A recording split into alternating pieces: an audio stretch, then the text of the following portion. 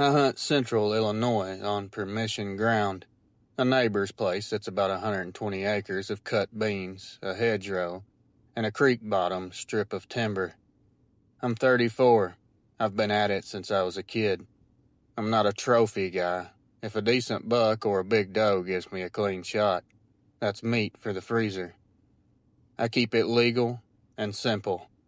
Field edges, wind in my face. Don't overthink it. This was second firearm season, early December.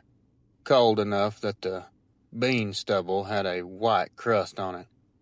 I parked at the gate before dawn, walked the two-track with my headlamp pointed at my boots, and tucked into a little natural blind I made at the hedgerow. Just a stool behind some blowdowns where I'd trimmed a shooting lane. No bait, no gimmicks. It's Illinois. You watch the food and hope they step out. Everything felt normal for the first hour.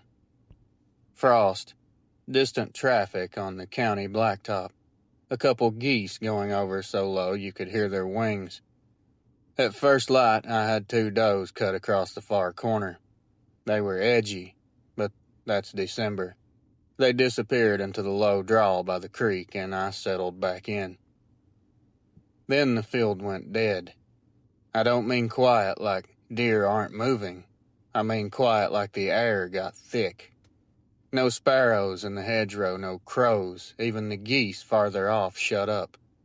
I told myself it was just the wind shifting, or I was just noticing the cold. I caught the first motion at the break where the field falls into the creek bottom. At a glance I thought, coyote. It was low and moving like it was scenting the ground. But a coyote doesn't carry that kind of bulk through bean stubble without you seeing the top of it the whole time. This dipped, then rose up at a height that was too high. I brought up the rifle slow just to use the glass. Scope was on the lowest power. I wanted an ID, not a shot. Through the scope I could see the back of it, dark and matted looking, shoulders rolling under the hide. It wasn't on all fours, it was kind of crouched, almost like a man squatting to look at something. Then it shifted its body and stood straighter. That was the biggest, oh my God moment of my life. Arms, not forelegs. Arms hanging, long arms. And it had hands that appeared to be similar to human. I don't have a better word. They were just hanging loose at the ends. It turned a little and I got the profile of its head. Long snout. Ears up and forward like a dog. I dropped the rifle for a second because my hands were slick with sweat. I told myself, hard, don't move, don't run, don't do anything dumb. I eased the stock back into my shoulder and stayed with it.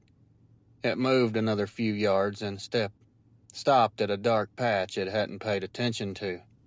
When my eyes adjusted, I realized it was a gut pile. Somebody had shot a deer on the next parcel and dumped the insides right at the edge a day or two earlier. I'd walked past it in the dark and never even noticed. It crouched over that pile and sniffed.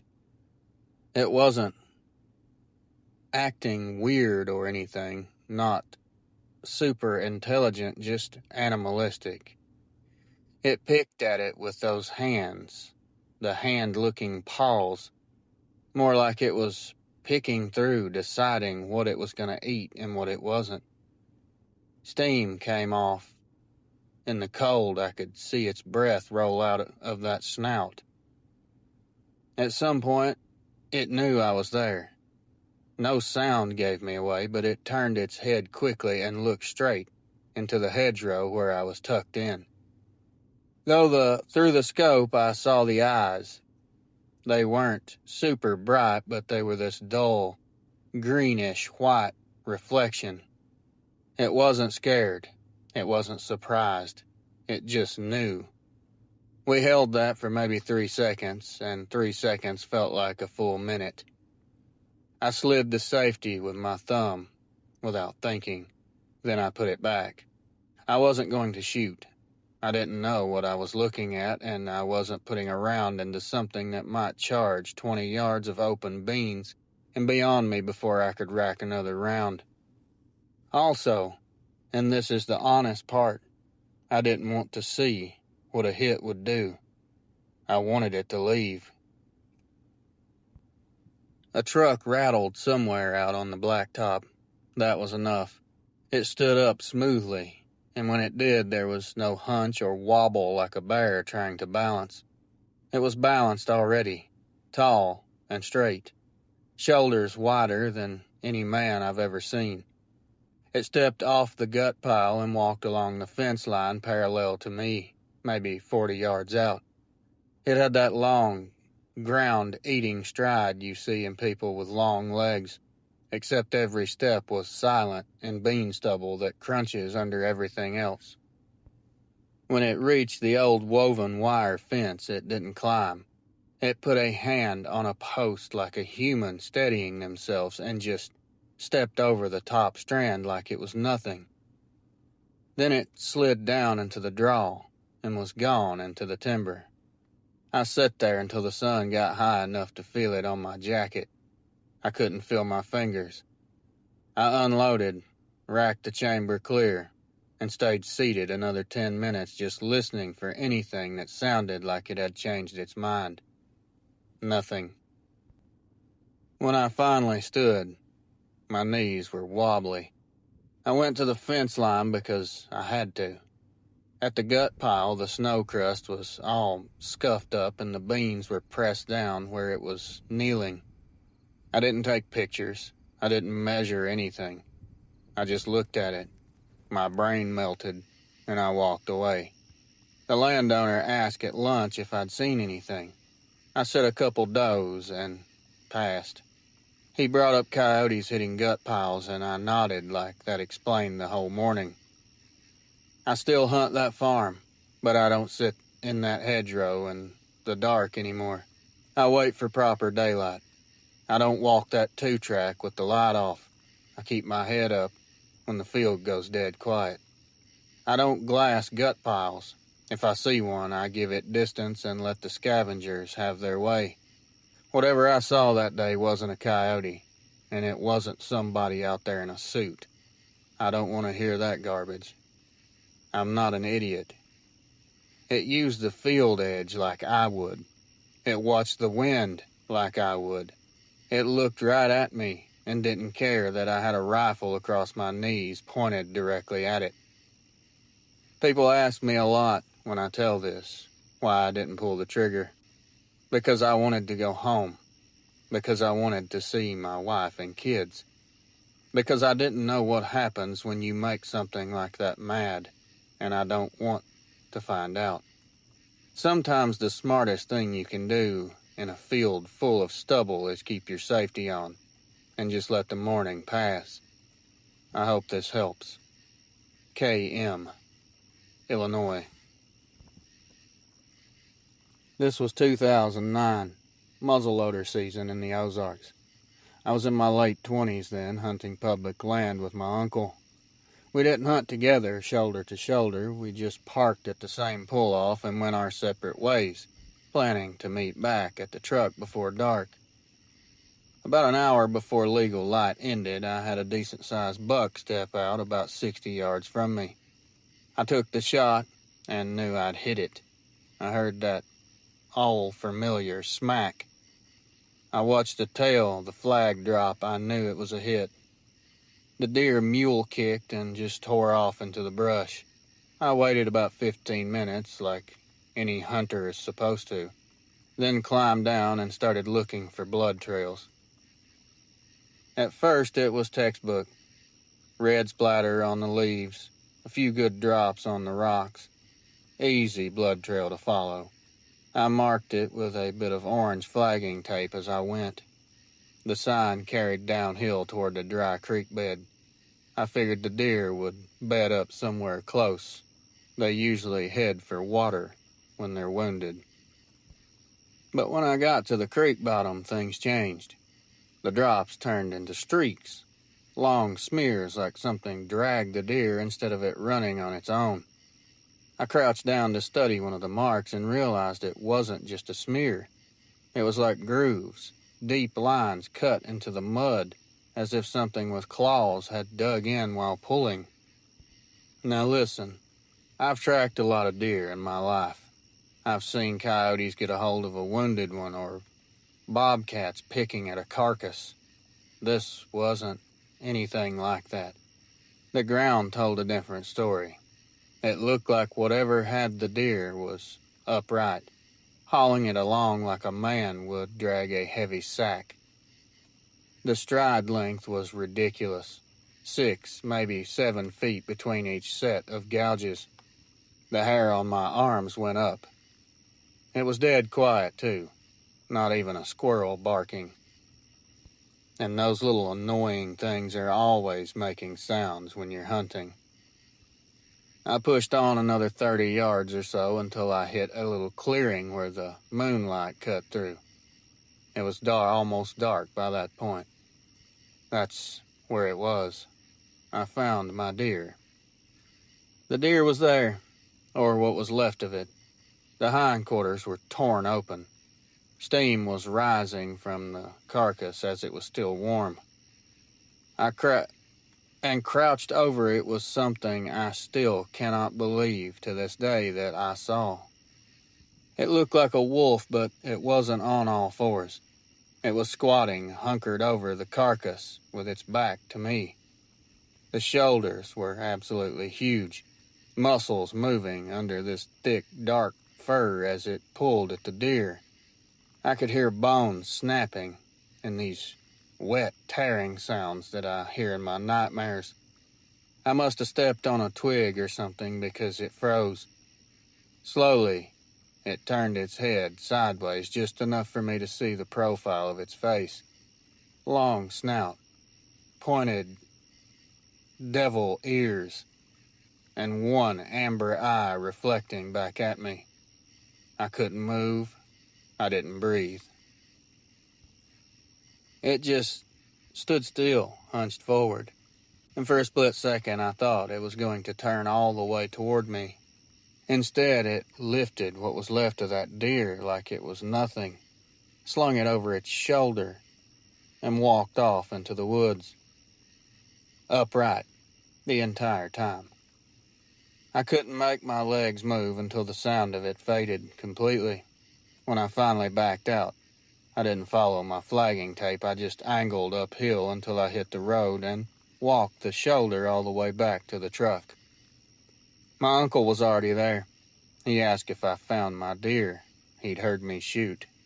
I said no, lost the blood. He nodded and didn't press. I wasn't about to tell him what I saw. He volunteered and suggested we come back in the morning and try to pick it up. I told him not to worry about it, that I'd made a bad shot, and it was probably no use. For years, I've convinced myself that I didn't see what I saw. It was the low light conditions. It was not real. I was seeing things. But I know how far I tracked. I know what drag marks look like. And I know that no man can throw a buck carcass over his shoulder and just disappear in the woods without making a sound. I haven't muzzleloader hunted since that. I stick to rifle now. I don't like the thoughts of being out there with only one shot. Although I don't really know if the rifle would help, but it's better than nothing. I keep to spots where I can see a long ways off. I don't go crawling into creek bottoms alone. Name withheld. Arkansas. Reels. This unfortunate life-changing event took place in late December of 2017 in northern Louisiana. I was hunting ducks with a buddy from work. He had permission on some family land that backed into a swampy stretch off the Washita River. It wasn't some polished lease, just a half-rotten blind made from cane and old boards tucked into the bank. We launched before dawn, paddled maybe half a mile, and set up with a half-dozen decoys. It was a hunt where you're more likely to get cold and wet than limit out, but that's part of the fun, isn't it? The morning started out as expected. A couple teal buzzed past before shooting light. Then the sky just sort of went gray and still. Not much flying. We were sitting there whispering about packing up early when we heard something make this big splash. At first I thought it was a nutria or a beaver. Happens all the time in that kind of water. But it wasn't just one splash. It was steady, and it sounded like something walking through the water, 2 feet. It was heading toward us through waist-deep water. Now, I don't know about you, but when I hear something walking through waist-deep water, in my mind that raises a whole lot of concern and even more questions. What out there is big enough, tall enough, that it can step through waist-deep water? Not to mention no one else was supposed to be back there. No other hunters had boats at the launch when we shoved off. My buddy asked, "Do you hear that?" Of course I heard it. It was loud as hell. The splashing stopped about 30 or 40 yards out, right past our decoys. That's when a sound came out of the cypress that I will try to explain, but I don't think words can tell you what we heard. It was a low sound, a guttural sound. It was sort of a growl and sort of a rumble mixed together. It was deep enough that I felt it in my entire body vibrating. This wasn't a hog. No, it wasn't a gator. It wasn't anything I've ever heard, before or since. We raised our shotguns, but didn't fire. It was too dark to make out much shape. There was just a shadow standing half in the water, half hidden behind a tree. But as the clouds shifted, a little bit of light hit. I could see the outline pretty clear. It had very wide, broad shoulders, long, skinny arms, and it had a head with a snout. It was tall enough that its chest was way above the waterline. And we were in a swamp where a man would have been waist deep. It didn't rush us. It didn't flinch at the movement of our guns. The thing just stood there, staring at us, letting out that slow, chest-deep growl like it was reminding us where we were. My buddy whispered to me, "One of us needs to shoot a warning shot." So I raised the barrel high and touched off one into the sky. The shot echoed, birds scattered, and for a second the swamp sounded alive again. When the ringing in my ears settled, the thing was gone. We heard no splashes. We did not hear it retreat. It was just gone. We sat there about 10 minutes, and finally he said, "Let's pull the decoys." We packed up in silence and paddled back to the truck. On the drive out, I finally asked him what he thought it was. I watched him grip the steering wheel so tight that his knuckles went white. He just said, "Don't ask me that again." That was all he ever said, and he wouldn't talk about it anymore. I've hunted ducks my whole life. I've seen every animal that swamp has to offer. I even ran across a black bear once in Arkansas. This wasn't any animal that I have ever seen or can describe. Whatever it was stood on 2 legs, chest completely out of the water. with a head like a wolf. Now, it didn't stop me from hunting. I still hunt ducks. It's something I love to do. But I never hunt anywhere near or on that swamp again. If anyone tells me they hear splashing in the pre-dawn, I don't laugh anymore. I pack up. Name withheld. Louisiana. Hey, friend. I was 17 hunting with my dad in the Upper Peninsula of Michigan back in 1995. He wasn't much for blinds or stands. He grew up old school, still hunting, slow walking, sitting against a tree for an hour, then moving again. That's how he taught me to hunt. It was late rifle season, snow on the ground but not deep, maybe 6 inches. We split up along a ridge where deer trails cut down into a cedar swamp. He told me to sit tight against a big pine and wait until noon, then circle back toward the truck.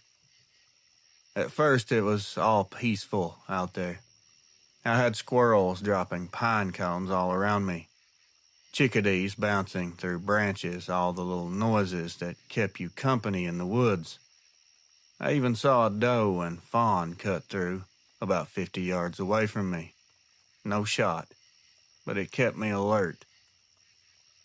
Then, everything just went dead. And I don't mean slowly tapering, I mean completely dead. Like someone hit a switch. There was not a breath of wind, no birds at all, there was nothing moving.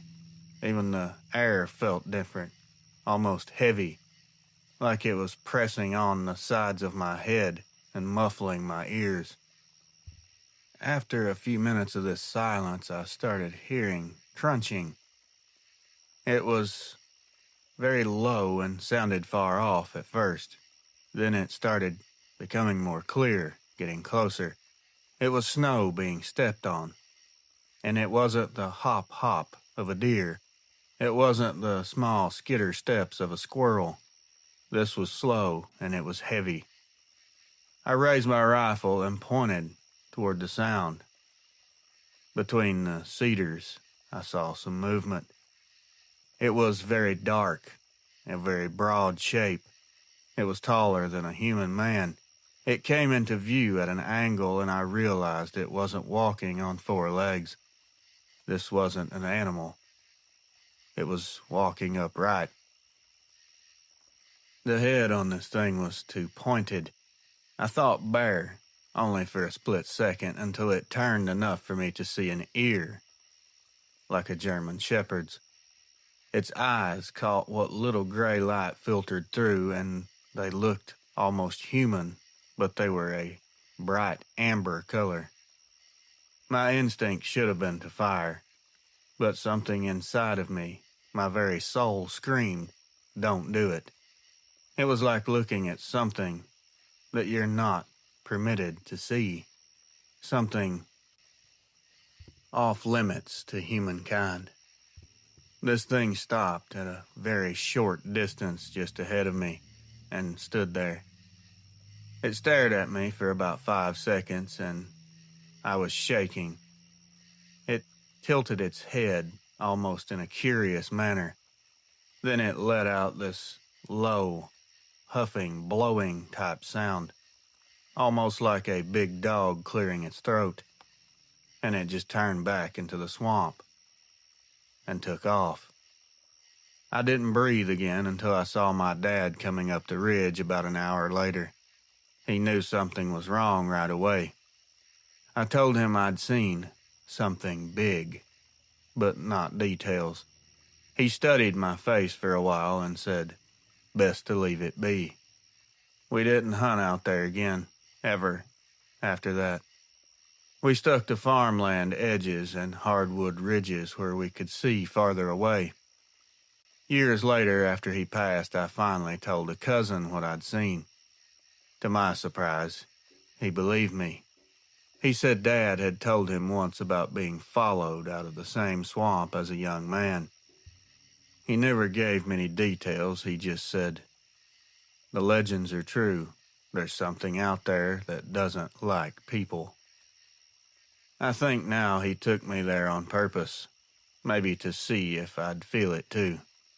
To this day, I wish I'd asked him outright what it was, or what he knew about it. But I will tell you this. Every time I hear someone say wolves don't walk on two legs, I just keep my mouth shut. I know what I saw, and I know my dad did too. And I know you know as well. R.H., Michigan. This next email, the subject line is, "It rushed our camp, Idaho." This was 2001, elk camp in central Idaho.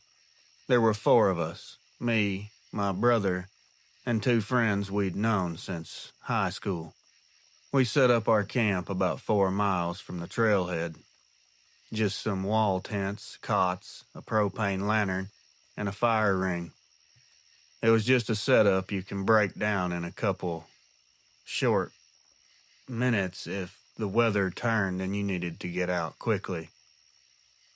We'd been hearing rumors at the cafe in town all week.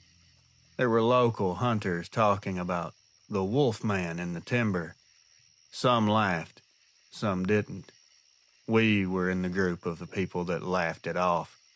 We just said it was too much whiskey and long winters, a bunch of nonsense. Around the fire that night, we even joked about it. We were thinking that people make these stories up to keep hunters out of good hunting spots, to keep them for themselves. One of the guys stood up and howled like a wolf, had us all cracking up. Not one of us was scared. Not yet. I'd say it was around midnight when the moods changed. The fire had burned down pretty low, and we were just sitting there quietly, staring into the fire.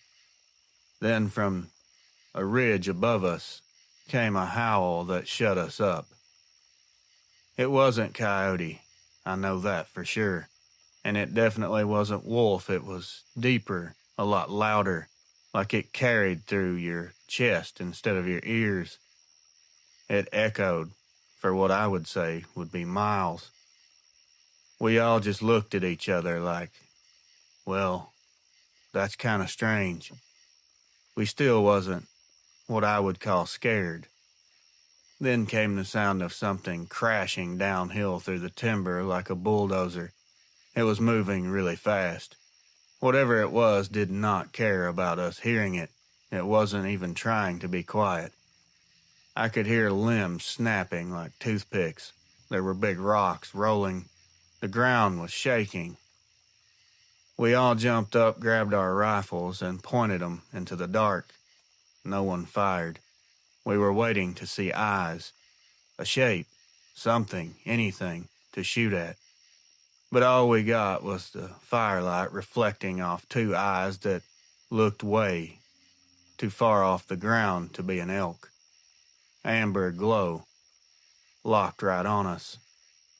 It circled around the camp one time, just outside of the light.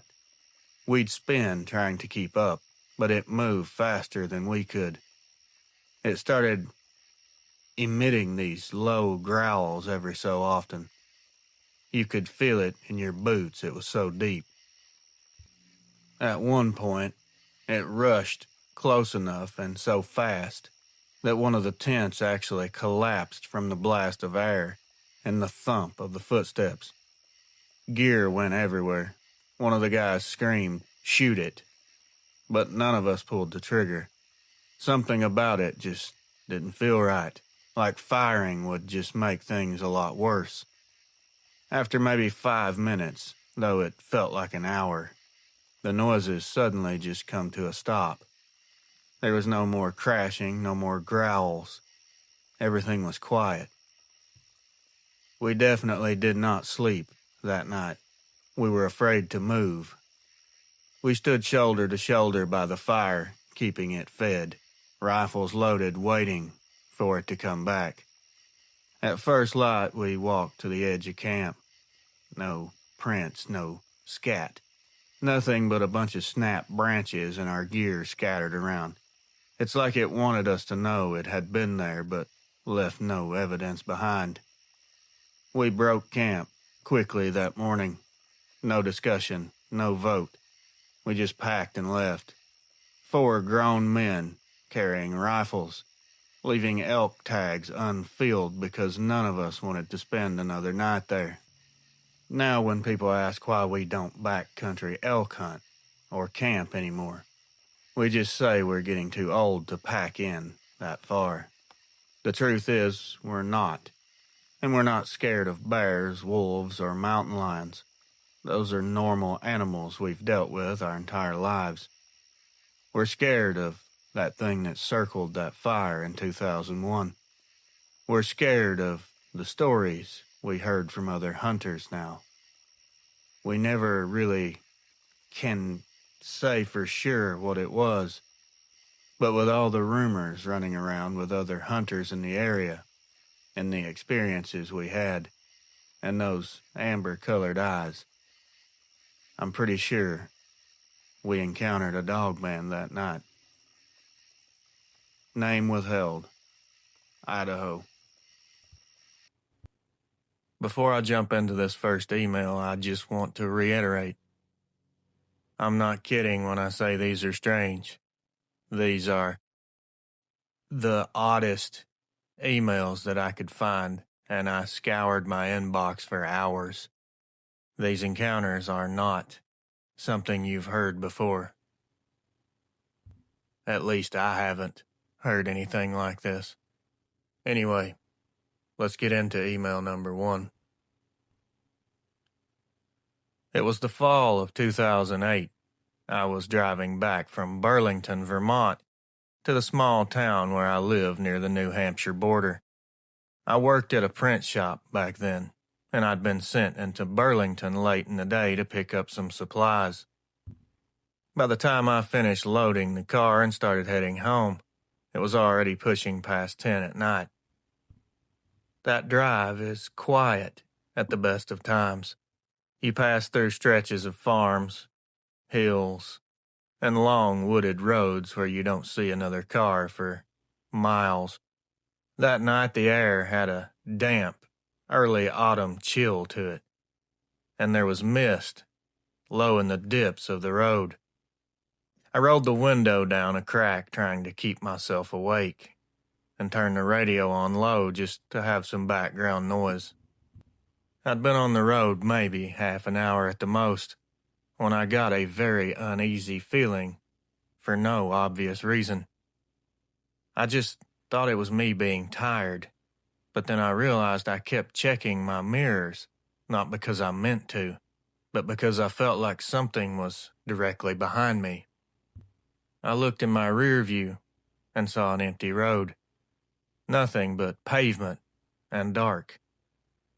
I kept driving, confused as to what was happening, why I felt like this.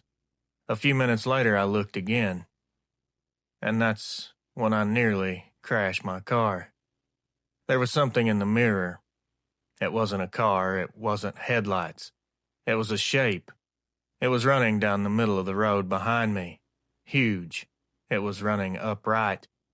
I could see its arms, long and skinny as they were swinging. At that distance I shouldn't have been able to see much detail, but I could. The thing that drew my attention first were these huge, tall, pointed ears and a long snout, like a dog. It looked more like a wolf, but canine would do just fine for the description of the face. Only this thing was running like a person. I whipped my head back around, staring out the back window. The road was empty. Nothing was there. My heart was about to explode.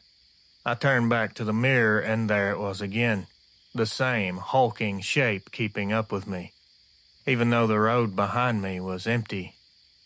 I can't explain the terror that I felt in that moment. I wasn't just seeing something impossible. It was seeing it only where it wasn't supposed to be. It was only in the reflection. I thought for sure I was losing my mind. I pressed the gas, climbing past 60, hit 70. My little car rattled on the road. I looked again, in the mirror. The thing was even closer now. That shouldn't be possible. Its head lowered like it was barreling after me. I could see its teeth when the light caught its face. I screamed out loud, just a raw sound that tore out of me involuntary. I looked back through the rear window again, and I saw nothing. I couldn't make sense of it then, and I can't make sense of it now.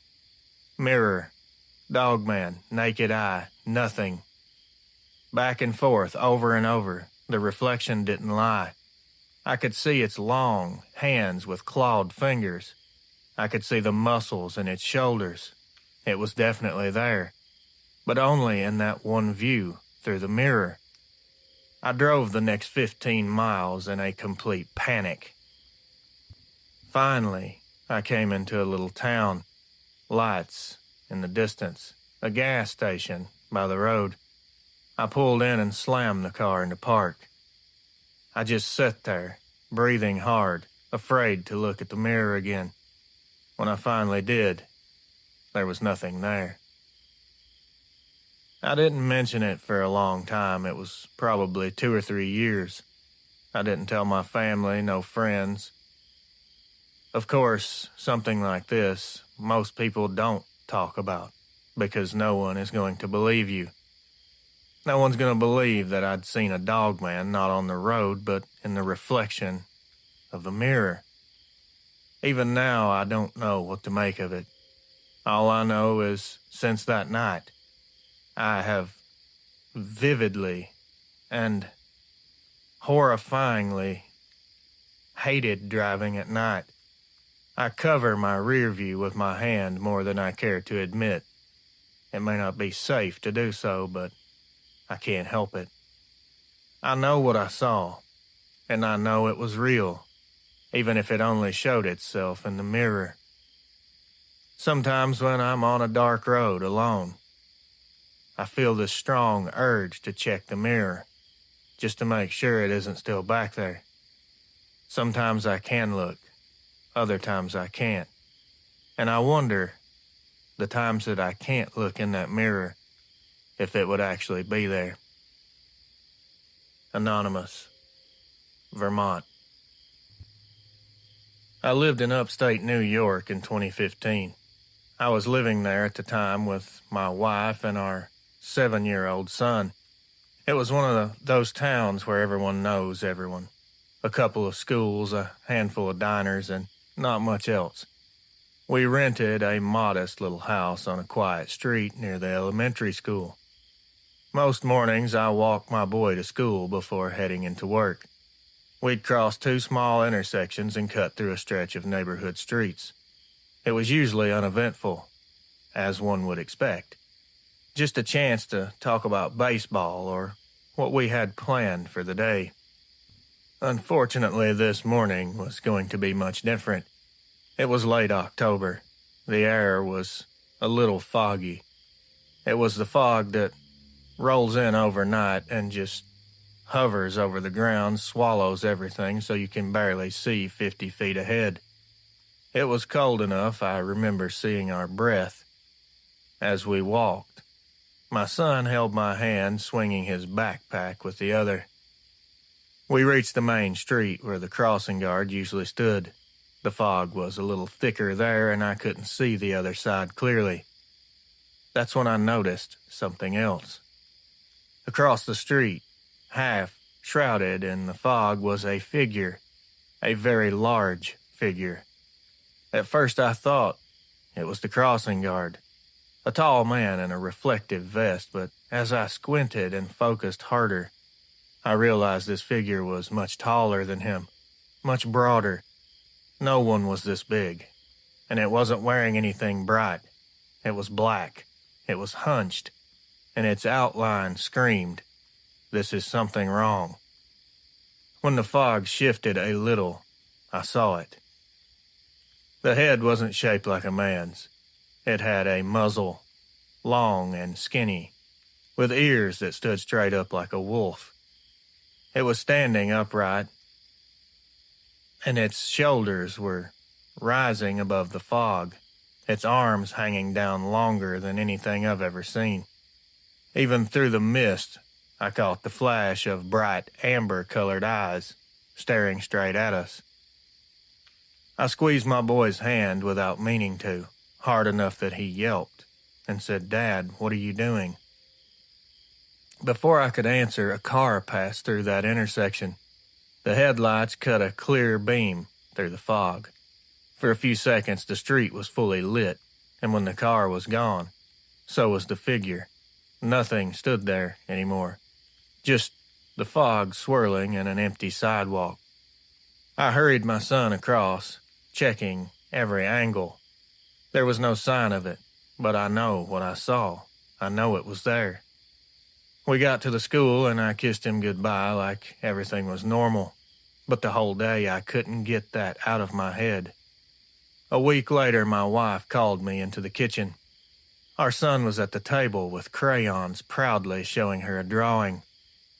My stomach absolutely dropped out of my butthole when I saw it. He had drawn a tall, black figure with pointed ears and glowing eyes, standing outside a window. I'll never forget his words. "That's the thing I see at night," he told her casually, like it was nothing, like it was normal. "It looks in from the yard sometimes." I nearly lost it right there. I asked him carefully, "What window, buddy?" He pointed to his bedroom. My wife laughed, nervously, said it was just a kid's imagination, but I knew it wasn't. He had drawn exactly what I'd seen in the fog that morning. The long arms, the ears, the eyes. It was too exact to be coincidence. After that, I started checking the yard every night. I never caught anything in the act, but a few times our motion lights came on when nothing should have triggered them. Once I even thought I heard something low and guttural near the hedges, but by the time I grabbed a flashlight, the yard was empty. We moved out of that town 2 years later. It wasn't related to this event, but I'll be honest, I didn't fight the idea of leaving.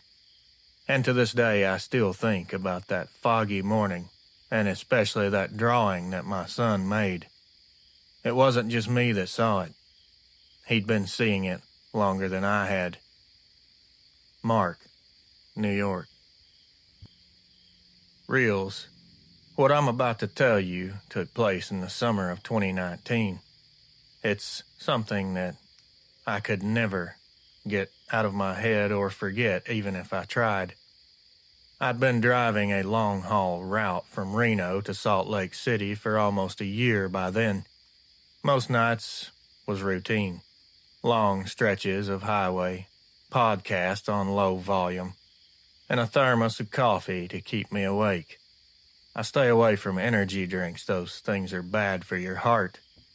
On this particular night, it was late, sometime after midnight. I was about 30 miles outside of Ely, Nevada.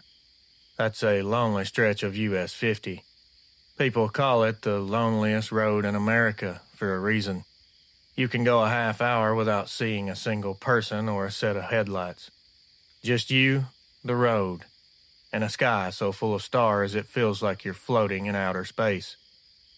I'd been awake for far too long, so when I saw a figure up ahead waving at the side of the road, my first thought was, someone's broke down. Out here, you don't ignore people that are stranded. It can be life or death in that kind of heat and emptiness. I hit the flashers and slowed down. I eased to a stop. In my headlights stood a tall man wearing a hooded jacket despite the warm night. He kept his head down, hands in his pockets. No bag, no vehicle, just him. I was a bit skeptical, but I leaned across and popped the passenger door. I yelled out, "Are you okay? Do you need a ride to town?" He nodded once and climbed up. No greeting, no thank you, he just sat down, pulling the hood low so I couldn't see his face. I felt a huge twinge of unease, but told myself it was just the late hour, and besides I did have a handgun right within reach, so I wasn't highly concerned. People get weird on the road. Anyway, I pulled back onto the highway, glancing sideways. He sat stiff as a board, staring straight ahead. We rode in complete silence, which did not help the feeling in the situation. My cab light was off, so it was dim in there except for the dash glow. I kept sneaking glances, trying to get a look at his face, but the hood shadowed everything. Then I checked my mirror, and that's when things went south. In the side mirror, the reflection didn't show a man at all. It showed a hunched figure with fur bristling along its shoulders, a long muzzle jutting out from under the hood, and two large canine teeth sticking out front, too large to fit inside of the mouth. Its head was turned slightly toward me in the reflection, but in reality he was looking away. I could see the glint of orangish-colored eyes. I blinked hard and looked at the passenger seat directly. Just the hooded man, sitting still. Looked back to the mirror. Dogman, clear as day. The hair on my arm stood up. I glanced again at the seat, and he hadn't moved. But in the mirror, the creature's mouth was opening slightly, showing more teeth. I fought the urge to slam the brakes. I told myself I was just tired. I had to be. I was seeing things. It was hallucinations. But my heart knew better. Finally, I couldn't take it. I stomped on the brake and swung onto the gravel shoulder, hitting the flashers. I said, "You gotta get out, bro." My voice was shaky, but I meant what I said. At this point, I had my handgun in my hand already. I flipped off the safety. When I turned to face him directly, the seat was empty. There was no man, no creature, there was nothing. The passenger door was still shut. No one had exited that truck. I threw it open and jumped down, scanning the road with a flashlight. The desert was empty in all directions. I found no footprints, nothing. I climbed back in, shut the door, and locked it. In the mirror now, there was nothing but the dark road behind me. I drove the rest of the way to Eli without stopping anymore. The cab felt colder than it should have, like I'd left a window open. I kept glancing in that mirror, afraid of what I might see. Is there anyone listening to this that could please shine some light on what could have happened here? I've never picked up another hitchhiker since. Whatever that was, and I'll call it a thing. It was real enough to leave me shaking years later. I'll never forget the eyes in the mirror.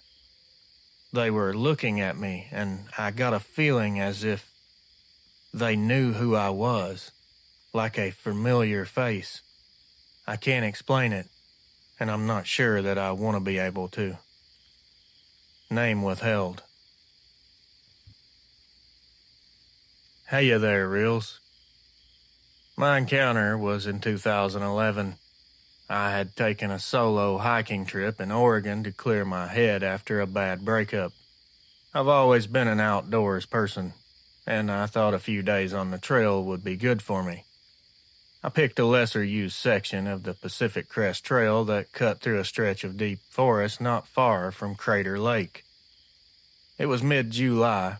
It was warm, but not extremely hot, and the trail was, for the most part, empty. For 2 days, I hardly saw anyone. I carried a small tent, some dried food, and a water filter. I camped one night at the little clearing beside a stream and planned to do the same the next evening at a spot about 8 miles ahead. By the second afternoon, I noticed how still the woods had gotten. At first, I just told myself it was nothing. It happens. But I'd been in enough forest to know when something feels wrong. Normally you hear birds, bugs, wind in the trees. here there was nothing. There was no sound except my boots hitting the dirt. I also want to stress the fact that people panic over silence in the woods way too often. Most of the time, the silence is due to a predator, a large predator, in the area. And in many cases, if you think about it, to all the animals out there, we are, ourselves, large predators. So your presence alone can cause this silence. The bad thing is, that silence mixed with a feeling of dread or being watched is what you need to look out for. Around 4 o'clock-ish, clouds started rolling in, making it darker under the trees. I picked up my pace. The air was beginning to feel very strange. Just off to my right, I caught a glimpse of movement, something moving between the trees. I didn't get a good look at first, but it was very large, and I noticed it was dark in color. It didn't make a sound. I didn't hear any sticks cracking, no leaves rustling. It moved parallel to me, and it was matching my stride step for step. My heart rate went through the roof. I stopped dead and tried to listen. I heard nothing. I turned, scanning the trees. At first I didn't see it. Then about 30 yards back, between 2 huge firs, there it was. It was standing there, had one arm braced against a tree trunk, and it was watching me. This thing was easily 7 feet, maybe more. This thing's shoulders were massive, its chest tapered down like a runner's into a V shape. Its head was unmistakably canine. I saw the muzzle, I saw the ears, and they were angled forward. The fur was a dark gray that blended in almost perfectly. It had red eyes, as clear as day. They glowed faintly even in the dim light. We stared at each other for a good 5 seconds. My breath was hung in my throat. Then it moved, stepping fully behind the trunk and out of sight without making a sound. Not a single noise. I didn't run. Something about that silence told me running would be a huge mistake.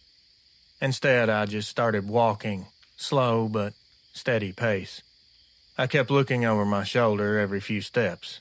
For the next mile, I caught flashes of it keeping up with me. A movement between the trees here, a glint of those red eyes there. Always just far enough away that I couldn't get a clear look, but it was close enough to know that it was still there and the danger was still very present. The woods stayed completely quiet the whole time. Just me and whatever that thing was. Finally, I reached a small trail shelter built like for through hikers. 3 walls and a roof, open on one side. I ducked inside, set my pack down, and sat against the back wall. I remember that was the most terrifying moment of my life. I could not ever imagine feeling fear so strong and heavy. It was so bad that I was seeing spots of color. I was slowly starting to black out. I don't know if you've ever been so afraid that you pass out from fear, but it's a feeling that cannot be described. I tried to get a drink of water, but my hands were shaking so bad that I could barely get it to my lips. I stayed like that until dusk, trying to convince myself it was gone. Maybe it was gone, but every so often I'd see the shape pass at the edge of the trees, and this thing was fast. It never came close, and I never heard it make a sound. It just would pace from one side to the other, as though it was just toying with me, like it enjoyed terrifying me. When the dark fell completely, the forest slowly came back to life. I heard crickets start up, then a few distant other nighttime noises. It was like somebody flipped a switch and whatever it was, it had left. I set my tent up inside that shelter and spent the worst night of my life listening to every sound in the woods. Nothing else happened, but I just could not stop shaking, and it wasn't because I was cold. The next morning, I packed up and hiked straight back to my car without stopping. To this day, I don't know why it was so silent, or why it stayed with me instead of attacking. But I know what I saw wasn't a bear or a man. I know it was a dogman. I saw it. The image of it standing there was clear as day. I saw it with its large hand braced on that tree. This thing was there, no doubt about it. They are real, whether you believe in them or not. A. Oregon. Thanks for getting in touch with me, Reels. I really appreciate the reply. My encounter was in a rural part of Mississippi in 2014. I was living by myself then, renting an old farmhouse on a edge of a pine stand about 20 minutes outside of town. It was a cheap place with a big yard for my dog. It was the kind of property where your nearest neighbor is at least a half-mile away. My dog. He was a good dog, big black lab named Duke. He was my only company for a lot of nights. He slept inside with me, usually on the couch. That night was no different. It was cold for Mississippi, down in the low 30s. I had a small fire going, and Duke was snoring with his paws over his nose. Sometime late in the night, I was half dozing in front of the TV when I heard scratching at the front door. This wasn't a knock. It was something scratching, something with claws. This was long, slow scrapes. Then a pause. Then there would be more scrapes following the pause. I sat up thinking Duke must have gotten out somehow. But when I looked down, he was still on the couch, head up, ears, and hackles standing. He was staring at the door with a low growl. A growl that, before that, I'd never heard him make before. The scratching came again, this time a lot harder, more aggressive. It sounded just like claws dragging along the wood up and down. Then a heavy thump, like something pressed its weight against the door. I slowly crept over to the peephole. Duke was right beside me. His tail was tucked and he was still growling. What I saw through that peephole, Reels, is something that I don't really know how to deal with or what to do to make it past this memory. There, standing on my porch, was something absolutely massive, and its back was to me at first. But as I watched, it turned its head slowly toward the door. The porch light was on and caught its face. It was definitely the head and snout, ears, face, everything. The entire head was just like a giant timber wolf. And its eyes burned amber in the porch light. It almost looked as though they were self-illuminated, like they were lit by some internal source. It wasn't a dog standing funny. That's a joke to even say that. It wasn't a man in a costume, as that's equally as silly. I saw this thing breathing. I saw its breath. I saw its eyes blinking. It was real, and it was towering. Upright. It had a hand. Yes, this thing had hands, not paws. It had huge claws because I saw them. They were dragging along the doorframe, leaving white scratches as it moved. It mangled that doorframe.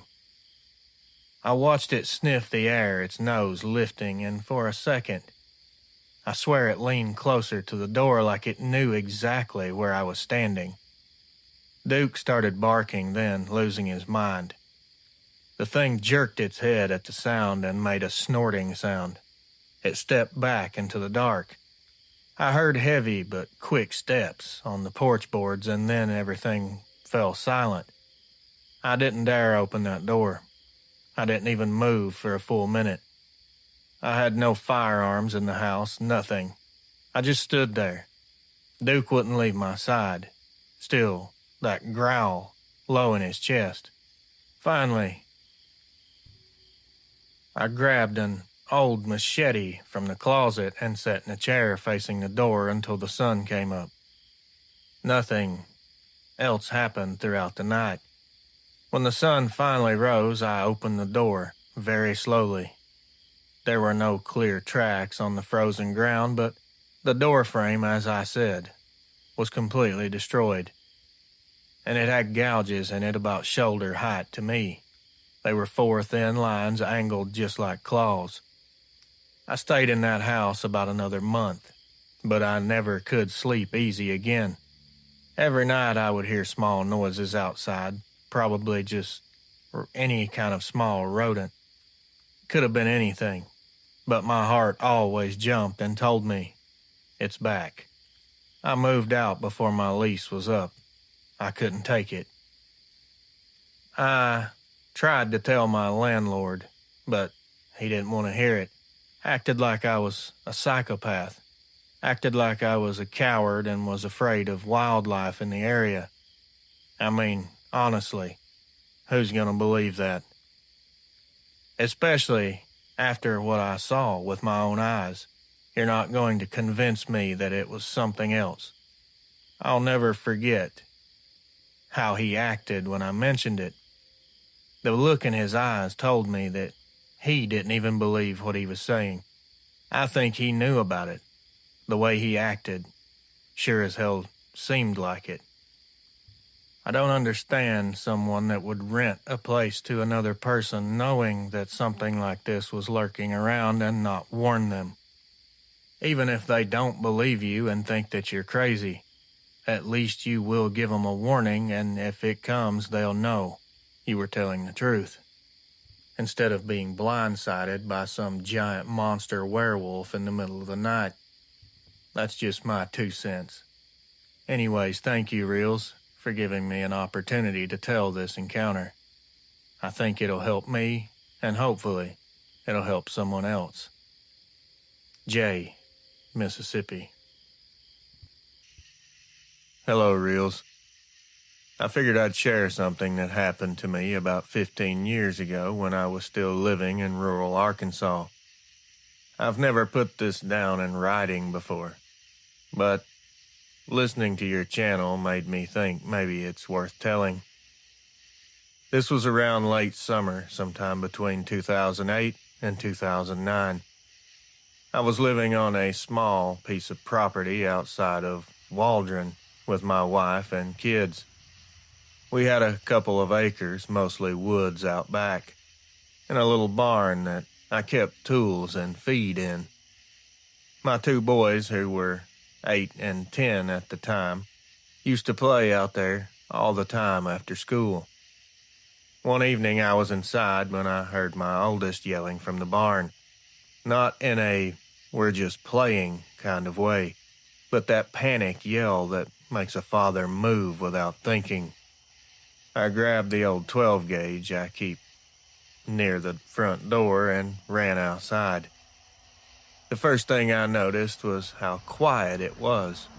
Normally you'd hear all kinds of bugs, birds, something, but all I could hear was my feet hitting the ground. I saw my boys standing in the barn doorway.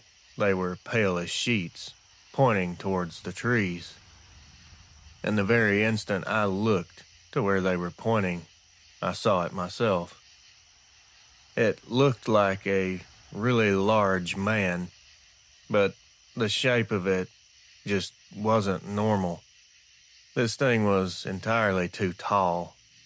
Then it stepped out a little further, and from the barn light I caught its face. It looked like a wolf, but it was bipedal on 2 legs. The ears, the snout, the way it was hunched forward staring at us. I won't lie, my blood ran. completely cold. But I had my kids behind me, and that changes everything. Fear takes a back seat when you know you're the only line of defense. I shouldered the shotgun and racked a shell so loud that it echoed off the barn. I didn't fire right away. I aimed low and squeezed one off into the dirt about 10 feet in front of it. The creature flinched and let out this growl that I can still hear in my head right now as I type this. It was a deep, unearthly growl. It's like it came out of a barrel, but it didn't come after us or charge. It actually stepped back. It kept its eyes locked on me the whole time. It was staring at that shotgun. It definitely knew what that could do.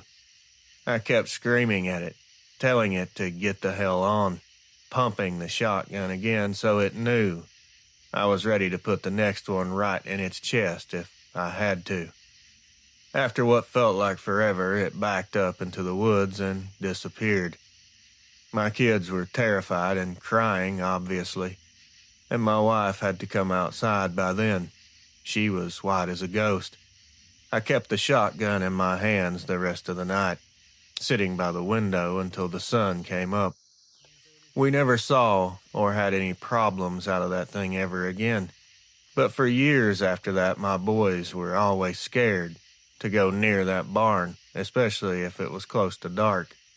Even now, grown men, they bring it up sometimes. They ask me what it was, and I can't give them a real answer. All I know is it wasn't a man, and it wasn't a regular animal. I'm not a tough guy, Reels, but I'll tell you, that night I wasn't going to let fear freeze me up. If I had to fight that thing tooth and nail to keep my kids safe, I would have. And maybe it knew that, because it decided not to test me. And that was probably better for both of us. Thanks for giving me the chance to finally tell this encounter. James W. Reels. This email, if you share it on the channel, might ruffle some feathers or cause some disturbance. That is not my intention, please. Do not take this as some sort of attack on anyone. You've had a lot of stories about people that freeze up. They panic, and I get it, trust me. Not everyone reacts well when they're scared. I've seen that plenty myself.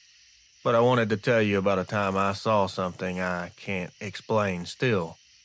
And the only reason it didn't end worse is because I didn't let fear take over. This was in 2017.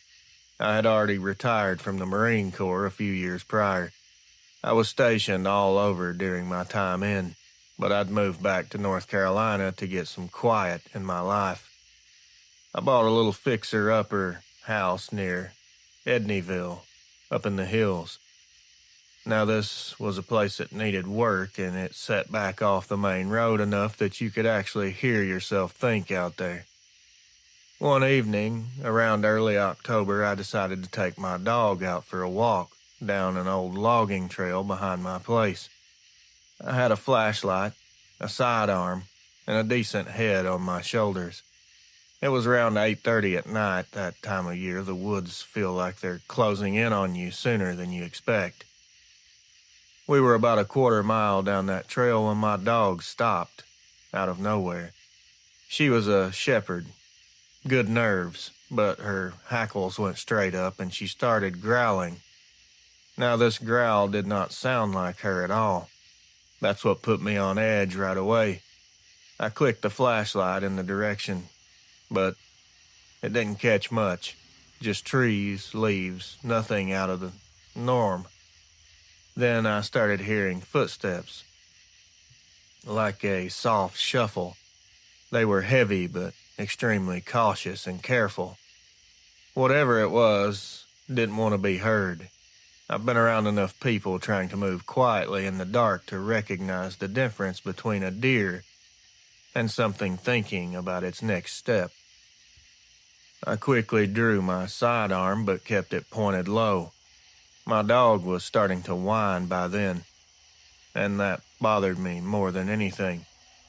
She wasn't the type that would get spooked. I took a step forward and said out loud, "Whoever's out there, you don't want to be sneaking around my property." My tone was calm. I wasn't yelling. I was just stern.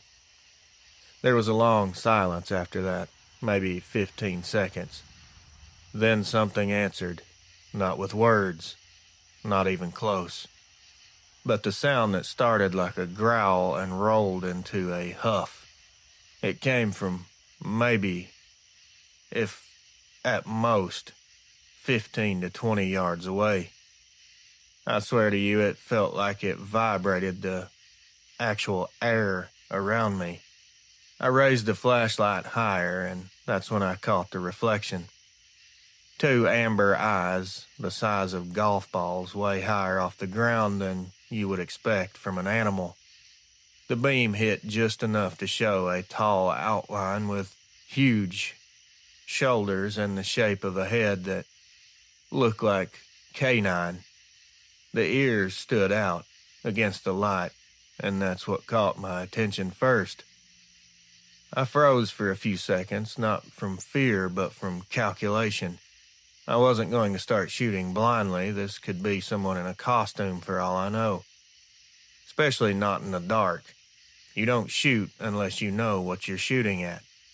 Not knowing what I was looking at was enough of a deterrent.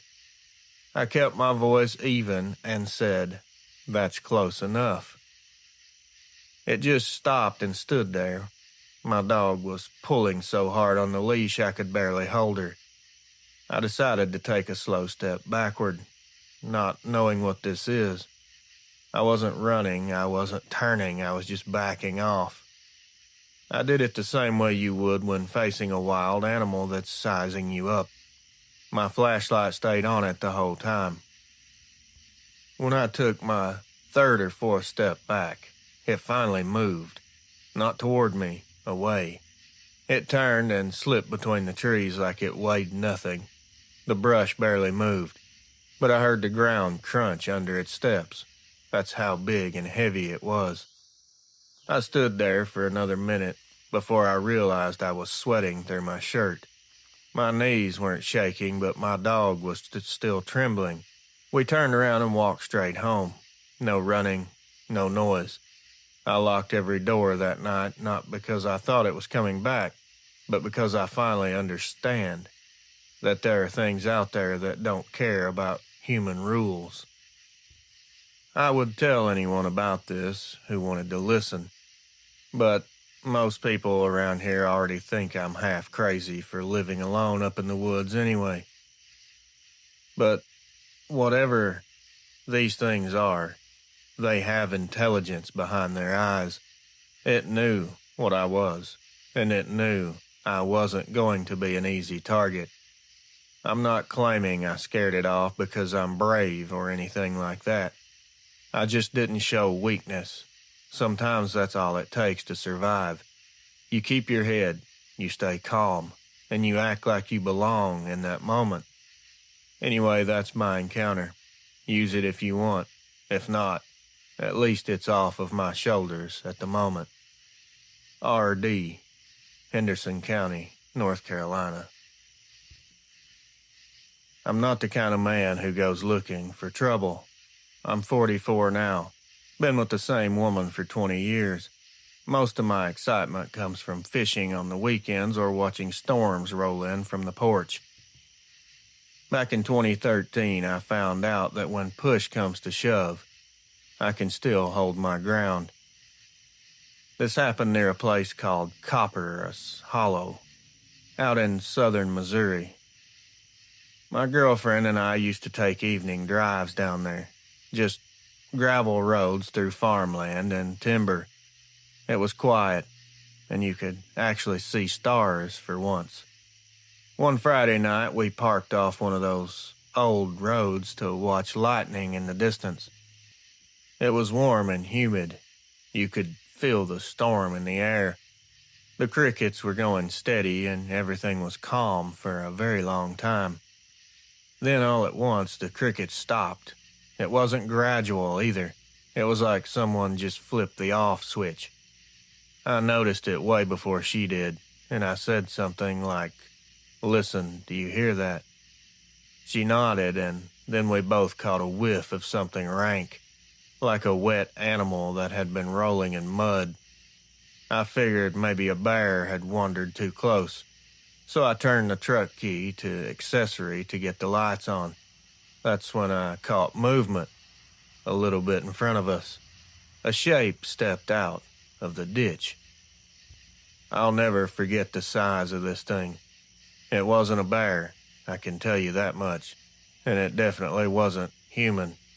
It was standing upright, but hunched like it was too tall to stand fully straight.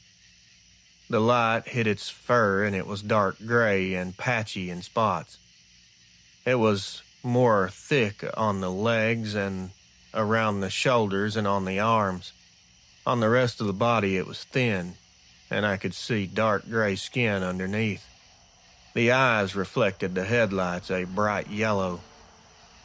I remember my girlfriend gasping, and I could feel her shaking beside me. Every part of me wanted to hit reverse and get out of there, but something else took over. Maybe pride, maybe stupidity. I don't know, but I wasn't about to let that thing come any closer to her. I opened my door, keeping one hand on the handle just in case, and grabbed the big mag light from the console. I swung the beam right on it and screamed, "You need to move on," as loud as I could. My voice cracked a little, but it came out strong enough. The thing didn't seem to be intimidated that much, and by the size of it, I can't really blame it. It could have easily overpowered me, no problem. It was studying me more than anything, like it was surprised I was standing there instead of running or hiding. It crouched lower, almost like it was debating whether it was going to test me or not. I foolishly took another step out, the light still blinding it. I smacked the side of the truck hard enough to echo down the road. I yelled at it again. I don't remember what I yelled. It probably wasn't nice. The sound carried, and for a few seconds we just stood there locked on each other staring. My girlfriend kept whispering, "Please get in the truck, please." But I just couldn't turn my back on it. Finally, it made this weird sound almost like a bull and turned her toward the ditch. It took 2 strides and was gone into the trees. I listened for footsteps, but I heard nothing. Just that awful smell was still hanging in the air. When I got back in the truck, I remember my hands were shaking, but I'm not sure if that was from fear or sheer adrenaline. I didn't let her see me shaking. I told her to roll her window up, and we left quick, but safely. We talked about it for weeks after, trying to explain it away. Maybe it was some kind of mutated coyote or something. But we both know what we saw. I've hunted my whole life. I've seen all kinds of animals up close. I've seen people in ghillie suits. This was something else. Now, I'm not sitting here trying to tell you I wasn't scared, because I was. But that night taught me something about instinct. You don't think, you just act. Fear doesn't disappear, but you can keep it in check long enough to protect the people who matter the most. Thanks for reading this. I don't care what people call it, dogman, werewolf, whatever. I just know I met something out there that could have easily torn us apart, and it walked away instead. Thanks, Reels. Clint S., Douglas County, Missouri. Hey, Reels.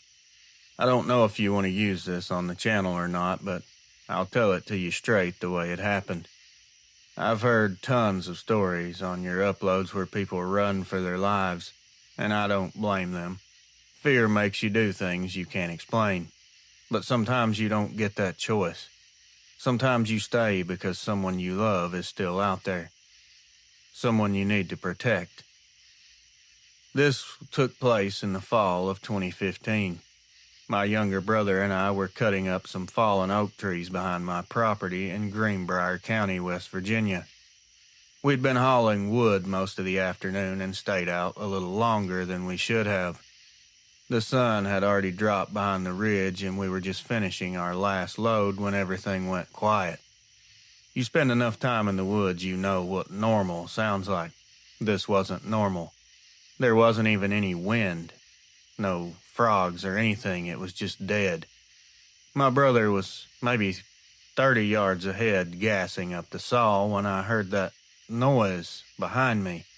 Low and deep, kind of like a snarl mixed with a growl. I turned around thinking maybe a bear had crept up on us, but I didn't see anything. Not at first. It slowly stepped out. The shape was off. It had the body of a man and it was covered in fur and its arms were way too long. Had a head just like a wolf, but huge. The only light was what little was left from the sky, but I could see the eyes. Orange. Not glowing like a flashlight, just this natural brightness like a cat's. I yelled my brother's name, and when he turned and saw it, he locked up. The chainsaw just slipped out of his hand and hit the ground. That sound must have triggered it because the thing twitched forward, like it was about to come straight at him. I didn't even think, did not hesitate for a second. I ran toward him, grabbed a chunk of firewood off the pile, and hurled it as hard as I could. It smacked the ground near its legs, and that noise seemed to break its focus for a split second. I started screaming and waving my arms like a fool trying to draw it off him. My brother finally snapped out of it, stumbled backward, and grabbed the saw. I could tell he was shaking and too nervous to start it, but at least he was moving. The creature crouched down like a sprinter getting ready to lunge. I thought right then we were about to die. I lifted a hatchet from my belt and screamed again, this time as loud as my lungs could handle. That did something. Maybe it realized we weren't just going to freeze up, or maybe it didn't want to fight. Either way, it straightened up and turned away from us, walking off towards a ravine. The walk was wrong. It was twitchy. It wasn't smooth at all. It was kind of spasming as it moved, but it was still balanced for something that big. It's very hard to explain, but it's something you'll never forget if you see it. When it finally disappeared into the woods, I realized my hands were bleeding from gripping the hatchet as tight as I was. And that's not a joke. My brother was shaking like a leaf, and I had to steady him before we could even move. We got in the truck and sat there for just a second, trying to breathe. He kept saying, "Why didn't you run?" And I just told him, "Because you didn't." Neither of us slept that night. I stayed in his old room with him. We both had shotguns, waiting to hear something come back. But thank God, it never did. We didn't talk about it again for a month or so, not until winter. He admitted later that if I hadn't run toward him, he probably would have just stood there until it got him. I'm not a brave man by nature, but that night I wasn't thinking about myself. I was thinking about my brother. So yeah, maybe people act scared in these stories, but sometimes fear can make you do the right thing too. It just depends on who's next to you when it all happens. Anonymous. Greenbrier County, West Virginia. Hey, Reels. Now, I've been meaning to do this for quite a while now. After hearing the upload you did a while back about the pets and how they know when danger's present, I figured now would be a good time for me to send in my own. Mine happened in 2019 in Monroe County, Tennessee, just outside of Tellico Plains. I live alone with my dog, a black lab named Ruford. Yeah, strange name, don't ask. I've had him since he was a pup. He's about 85 pounds now, built like a tank. and he's the most loyal animal I've ever known. I don't have much family nearby, so it's usually just me and him. This was in November. I'd just gotten home from work a little after 6, and I let Ruford out to do his thing while I went inside to start dinner. Usually he's back at the door within a few minutes, but that evening he didn't come back. After 10 minutes, I got a little worried and grabbed my flashlight and stepped outside to call him. He wasn't anywhere in sight, but I could hear him barking way down toward the creek. There's a line of trees that runs behind my property, maybe 50 yards deep, and the creek cuts through that before opening up into a field. I walked in the direction, calling his name, and that's when I noticed it was really quiet, besides the barking. Now, it could have gone quiet because of his barking, who's to say? But he was barking like he was warning something to stay away. Then I heard him yelp, hard, like something had hurt him. I didn't even think, I just ran. I reached the edge of the trees, shining my light toward the creek, and there was a massive shape crouched down low to the ground right over my dog. The first thing I saw were the ears and the shoulders, then the rest of it. It looked just like a werewolf, but far too big. This thing stood weird. Its legs were bent the wrong way. It was standing kind of half up and half down. Ruford was trying to pull away, but something had him pinned.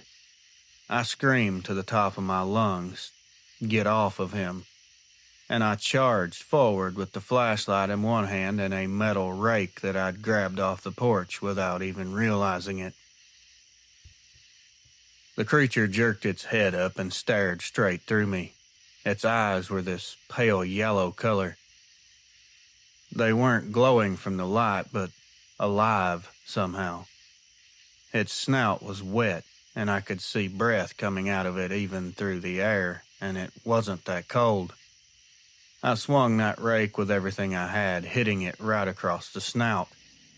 It made this sound, half roar, half yelp, and reared up on its full height. I don't know how tall it really was, but that's when the fear kicked in when it towered over me. It was at least 8 feet, probably more. I screamed again, this time not completely out of fear, but pure anger and desperation. I started jabbing and swinging that rake like a lunatic, yelling at it to get away from my dog. Ruford finally scrambled free, and the instant he did, I kept swinging and yelling to keep that thing focused on me instead of him. It backed up a couple steps, but it looked more amused or surprised than anything. It was breathing heavy, like it was about to attack or run, I wasn't sure which. Then out of nowhere it just turned and ran across the creek in 2 leaps. The splash it made sounded like a truck tire hitting water. I ran to my dog. He was limping, but alive. There was a few deep cuts, and he was pretty shaken up. I dragged him back toward the house, never taking my eyes off of that tree line. I locked every door and sat there with my .357 the rest of the night, waiting. It never came back. The next morning, I found a few weird tracks down by the creek.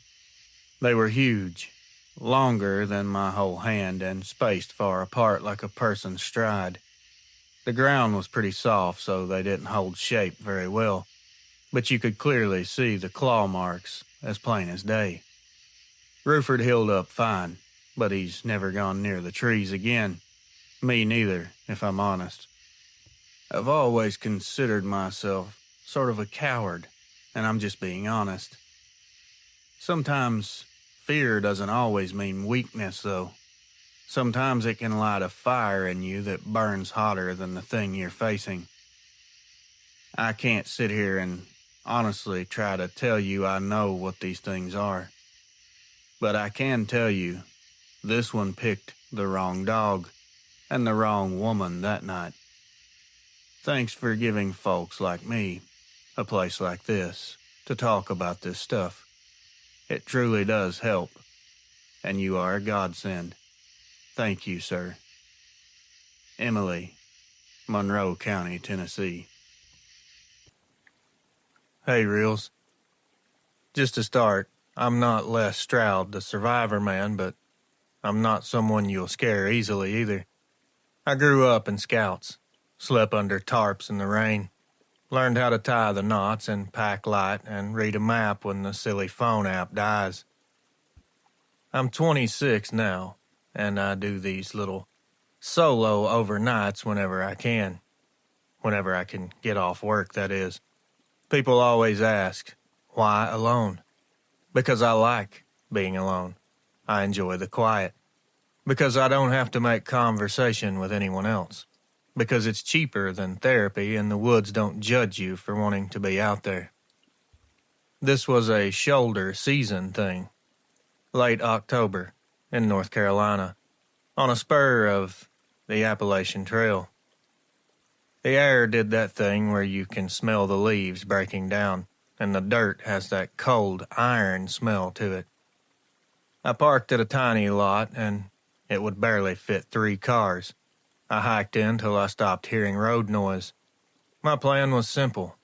Find 2 good trees, hang the hammock, eat something that comes in a bag, and stare through the branches until I fell asleep. I don't use tents because I like seeing the sky. I know people say tents make them feel safer, but for me it's the opposite.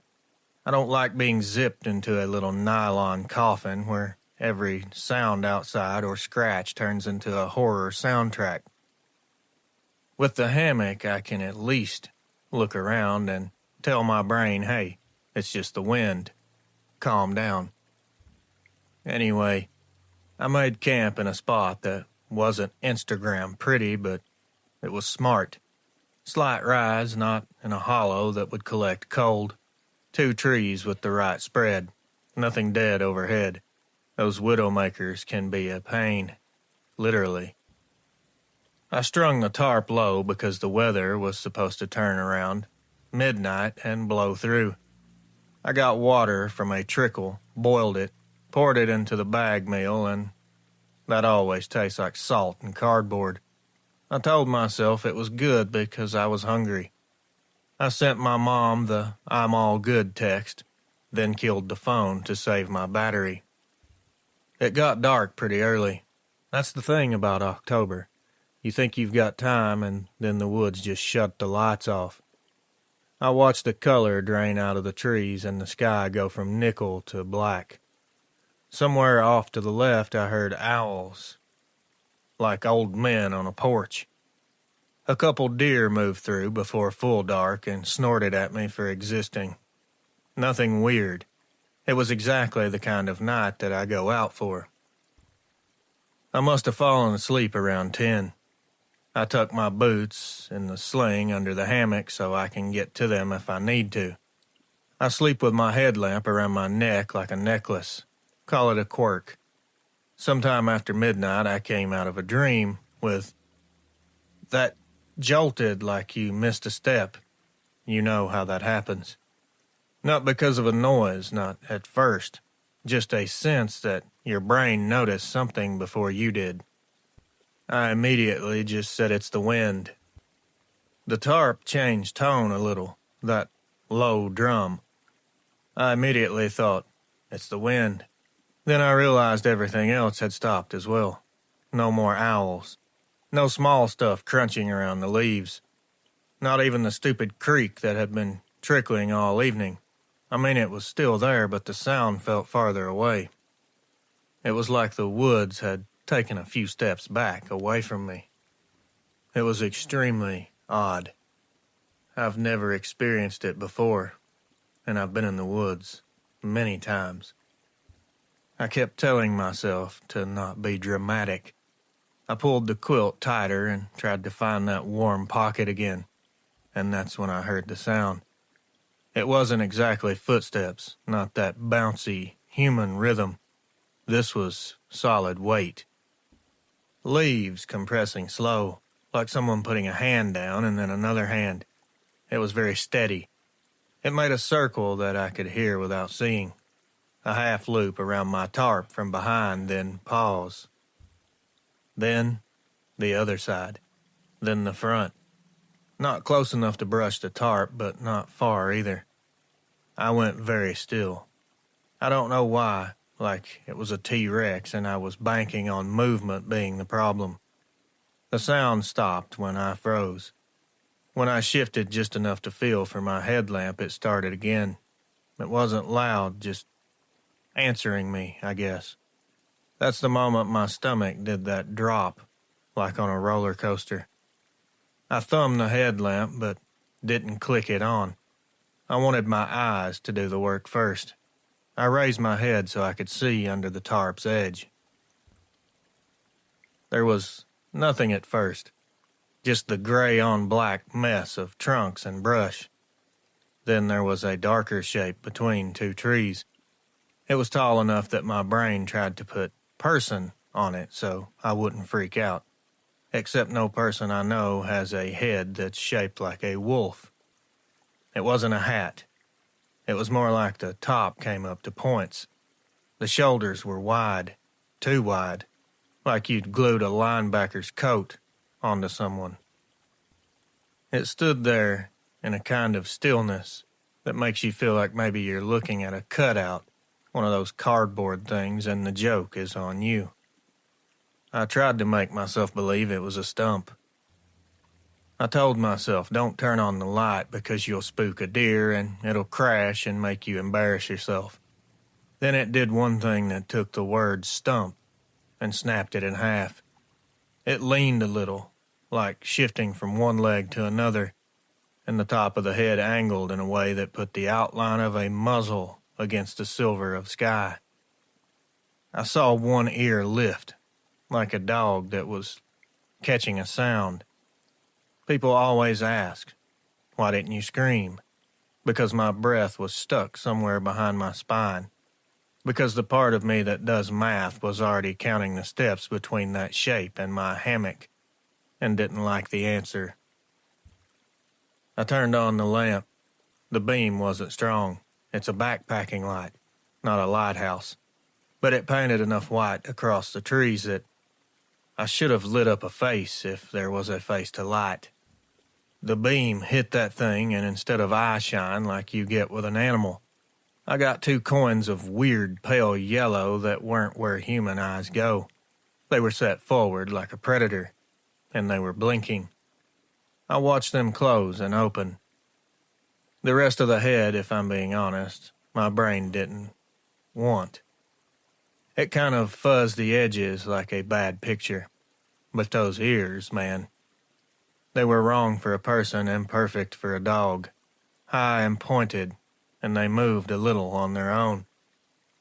I didn't say anything. I didn't try to scare it. I did the dumbest possible thing, which was to half roll out of the hammock and immediately eat dirt because the quilt had my legs still. I smacked the ground shoulder first. The lamp went spinning into the leaves and made the world into a jittery mess. I was clawing for it. I got it back. And in that stupid scramble, I kicked my boot bag and sent one boot flying under a bush. The shape took a few steps forward when I fell. Just like it wanted me to understand it could cut the distance by half without even trying. I got one boot on with a heel stomp and left the other, because panic makes those choices for you. I got up and I did what every never-run-in-the-woods guy says not to do. I ran. Not down the trail. Farther into the trees. The smartest part of my brain was in the hammock shaking its head like, look at this idiot. I didn't go far, 20, 30 yards. The forest out there is calm and cruel when you're not. Branches turned into hands smacking me. Roots turned into snakes. I found the fattest tree I could get my back against and tried to shrink into the bark. I clicked the headlamp off because light made me feel like a target. I could hear my heart in my ears. I could hear leaves again as well. Those same slow compressions, but now they were not on the nice, clean line of the trail. They were in the same tangled nonsense I'd just blundered through like a drunk. There's this moment that you don't plan for, where your body is shaking so bad your muscles are fluttering. I tried to press my knees with my hands to stop the bouncing. It did nothing. I kept thinking about how dumb it was to leave the hammock and how somehow being away from that thin sheet of nylon made me feel smaller, not safer. It stopped. The footsteps, I mean. They stopped somewhere just left of where I'd run from. And then for a while I heard nothing. The kind of nothing that's worse than noise because your head fills the gaps with teeth and claws. Then I heard a breath. It came up from low and it didn't end fast, like there was a chest big enough to store air in for a while and let it go slow. I've been around big dogs. This wasn't a big dog. This was something else. I kept my mouth shut. I don't know how long that stalemate lasted. My watch light wasn't giving me away. So time turned into soup. There were moments I almost talked to it. I'm not even kidding. The urge to say something like, "Okay, you've made your point," is strong when you feel like your own silence is the only thing holding the world together. Eventually, I heard it move again. The steps made a half circle, like it was sketching a chalk line around me I couldn't see. Twice it came closer and paused, close enough that I could hear something click when it breathed, like teeth barely touching together. Once I lifted the lamp and flashed it fast, and I caught a slice of it between two tree trunks. It had a chest like a door, rolling shoulders, the head turning without moving the rest of it. The eyes took the light and fed it back to me that same pale yellow. They weren't far apart. No human would stand like that in those brambles and not cuss. The stupidest part is I kept wanting to say my own name out loud. Like if I said, "Hey, it's me," I'd prove I was a person worth not eating. That whisper, that woke me up. I haven't told you about that yet. It came before I even saw anything. It came with the wind under the tarp like cold fingers, and it said my name. Not like someone yelling from far off. It was right outside the tarp. It was low and raspy, like dragging air over gravel. It didn't ask a question. It just tried my name on. I forgot it for a while when I was running. It came back while I was pressed against that tree, and remembering it made the shaking worse. I stayed there for a while. If you ever sit out in the dark alone, you know the relief is not a switch. It's a long, slow turning of a dial. The black turns to charcoal, and then you get edges back, and then you can tell trees from trees. I didn't move until I could see my hand clearly in front of my face. Even then, I waited for one more minute, because I wanted the light to be something the woods believed in, not just me. When I finally stood, my left foot screamed at me because of the boot that I never got on. I hobbled back to camp, and it looked like I'd left in a small explosion. The quilt was half out of the hammock, one boot sitting by a root. My cook pot was upside down like a hat. The tarp had collected dew like a wet drumhead. There was nothing movie about it. No clawed-up trees, no ripped-up pack.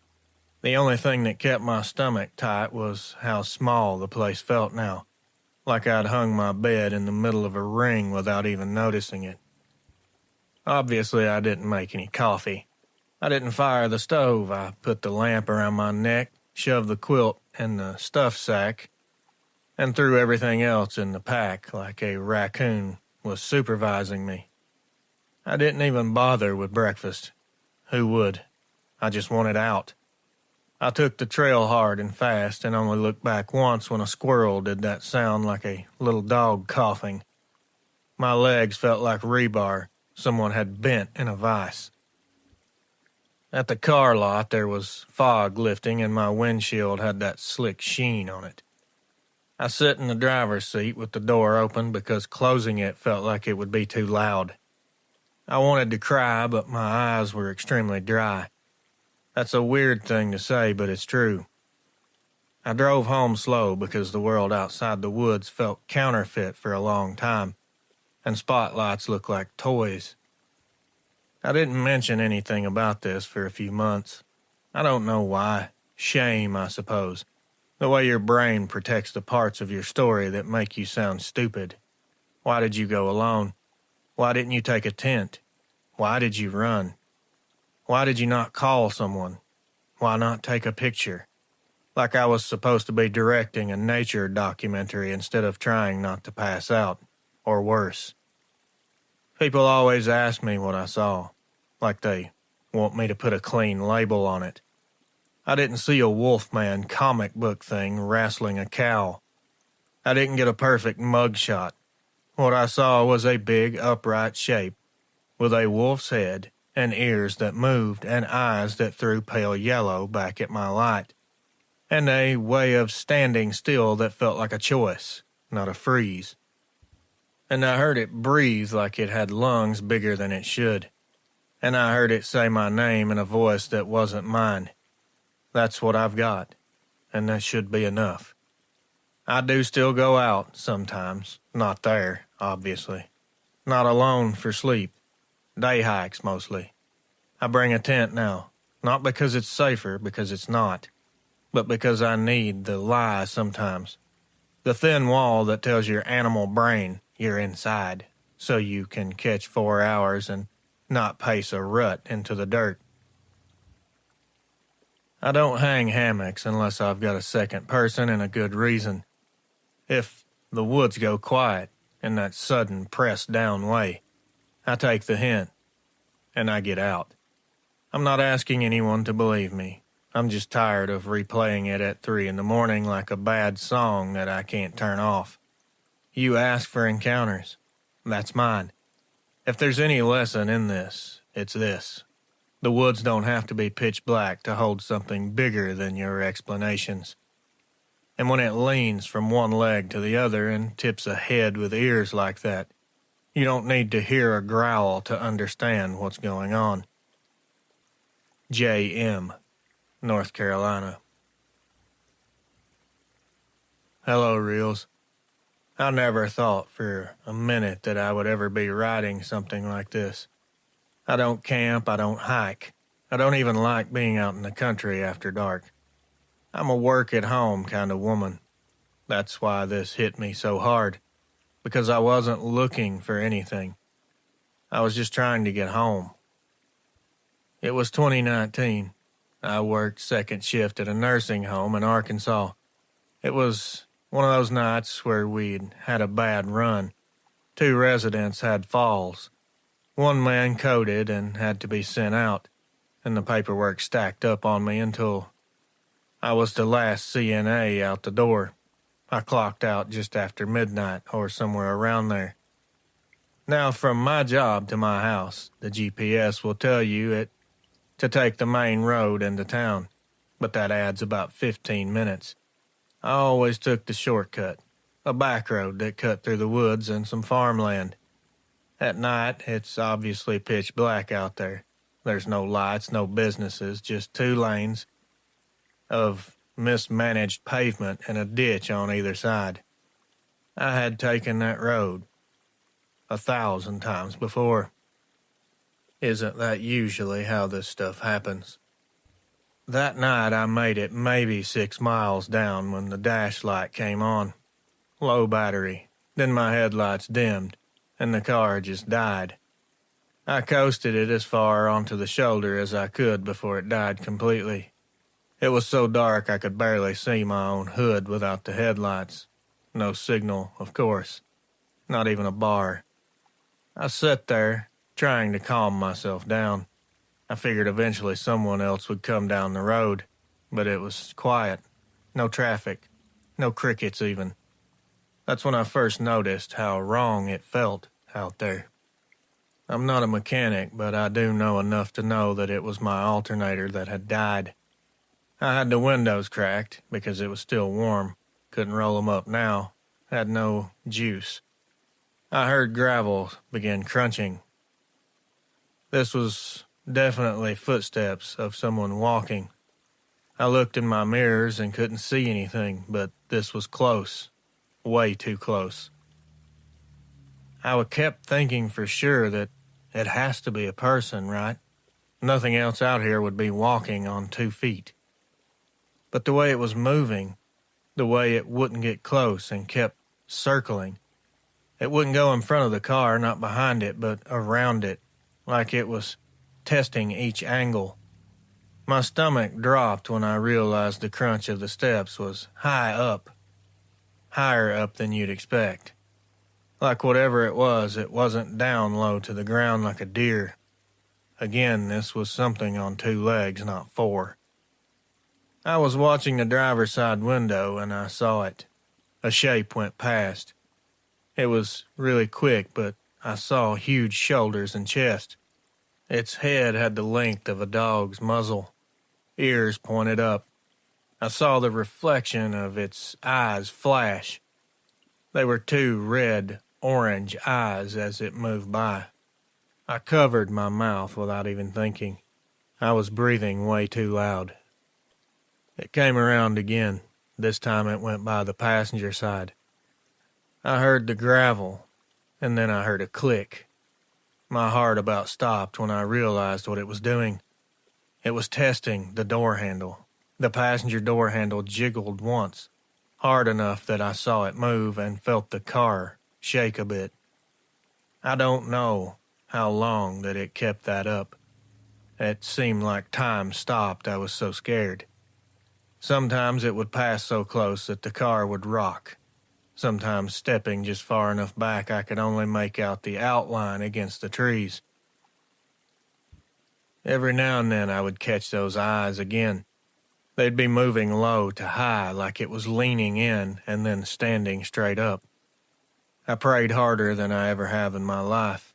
I couldn't run. Where would I go? I'd have to open the door and step out there with this thing right there. I just couldn't call anyone. I had no service. And I knew noise would only draw it closer.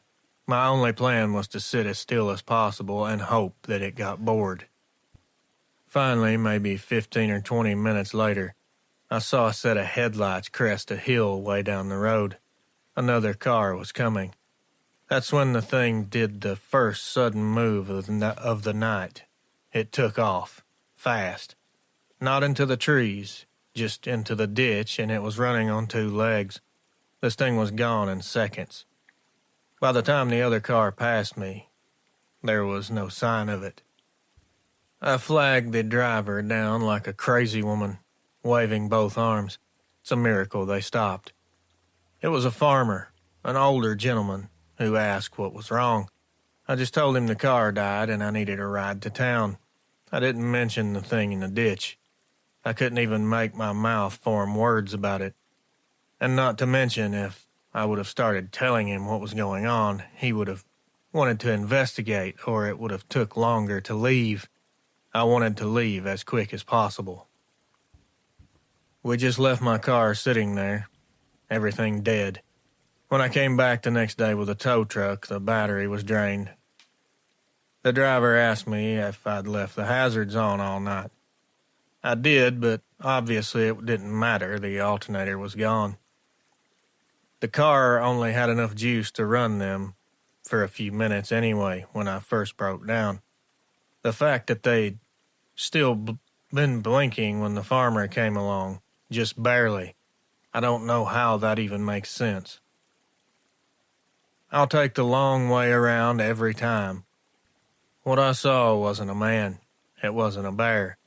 It was tall, with a dog's head and eyes that glowed reddish-orange. It tested the doors of my car like it was trying to figure out how to get me out. If those other headlights hadn't come along when they did, I don't know that I'd be here telling you this.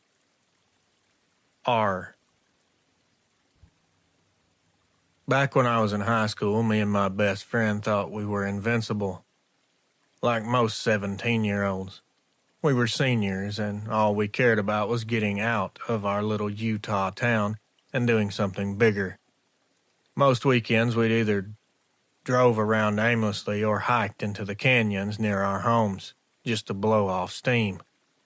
This was late spring, warm enough in the day that you could hike in a t-shirt, but nights still dropped down pretty cold. The sun was high when we parked at a pull-off and dropped into one of those narrow slot canyons. The walls rising on either side, maybe 20 or 30 feet high. The shadows would stretch across the ground even in the middle of the day.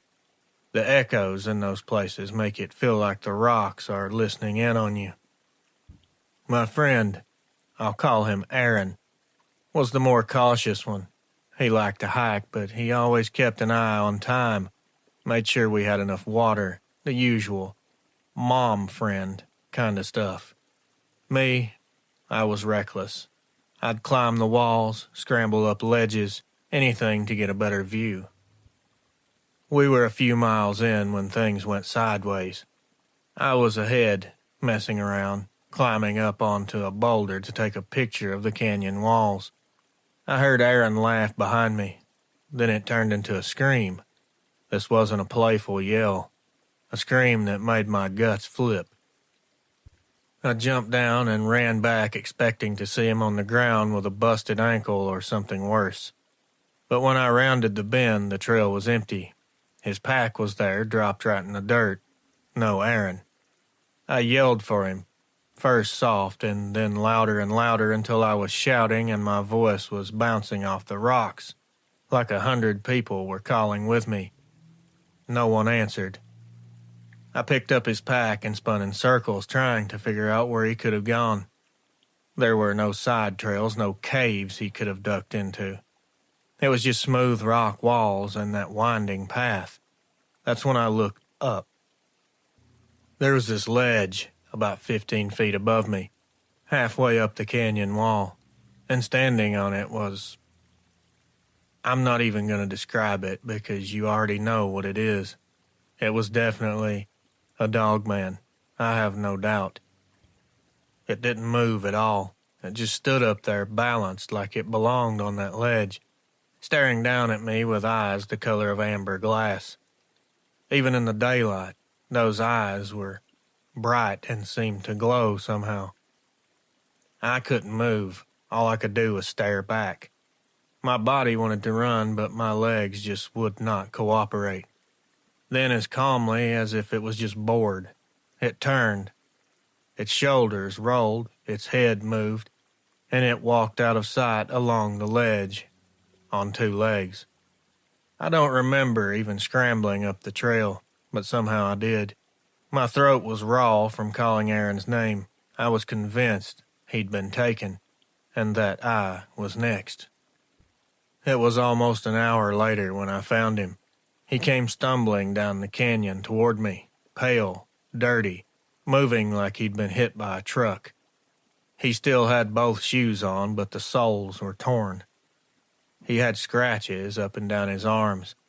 I asked him 100 times what happened.